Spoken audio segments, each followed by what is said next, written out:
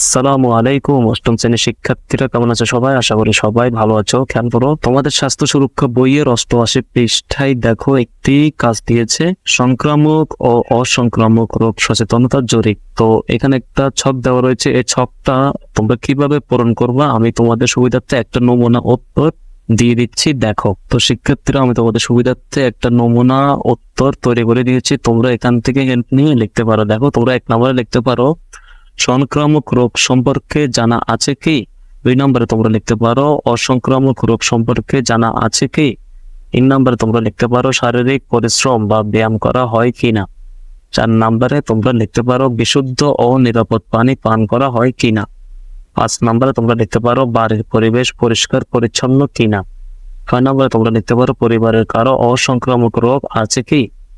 তো শিক্ষার্থীরা, এই প্রশ্নগুলো হচ্ছে সংক্রামক ও অসংক্রামক রোগ সচেতনতার জরিপ। তোমরা যখন বিভিন্ন পরিবারের কাছে গিয়ে সংক্রামক ও অসংক্রামক রোগ সচেতনতার জন্য জরিপ করবা, তোমরা এই প্রশ্নগুলো নমুনা হিসেবে লিখতে পারো তোমাদের খাতায়। তো শিক্ষার্থীরা, আমি তোমাদের সুবিধার্থে কয়েকটি নমুনা প্রশ্ন লিখে দিয়েছি, তোমরা তোমাদের সহপাঠীদের সাথে আলোচনা করে আরো নমুনা প্রশ্ন লিখতে পারো। ঠিক আছে, আশা করি শিক্ষার্থীরা তোমরা জরিপের প্রশ্নগুলো কি হবে তা বুঝতে পেরেছ। পরবর্তী ভিডিও ক্লাসে শিক্ষার্থীরা আমরা এই ছকটি তোমাদের পূরণ করে দিব। ঠিক আছে, পরবর্তী ক্লাসটি পাওয়ার জন্য তোমরা ভিডিওর নিচে যে সাবস্ক্রাইব লেখা রয়েছে ওই সাবস্ক্রাইব লেখার উপরে ক্লিক করে রাখো, যাতে ছকগুলো তোমরা সহজে পূরণ করতে পারো। তোমরা এই ক্লাসগুলো তোমাদের সহপাঠীদের সাথে শেয়ার করে দিতে পারো, যাতে তোমাদের সহপাঠীরাও এভাবে খুব সহজে ছকগুলো পূরণ করতে পারে। সবাই ভালো থাকবে, সুস্থ থাকবে। এতক্ষণ সাথে থাকার জন্য, ক্লাসটি দেখার জন্য সবাইকে ধন্যবাদ।